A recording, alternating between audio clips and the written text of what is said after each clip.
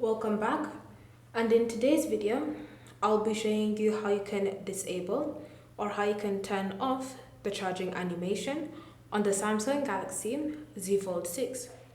So you may have noticed that whenever you go to plug in your device, you see this animation appearing on your screen. So if you want to disable or if you want to remove that animation, it's fairly simple. Start by opening the Settings app, and in Settings, scroll and select the option Accessibility. Under Accessibility, tap on Vision Enhancements. Then from here, look for the option Reduce Animations.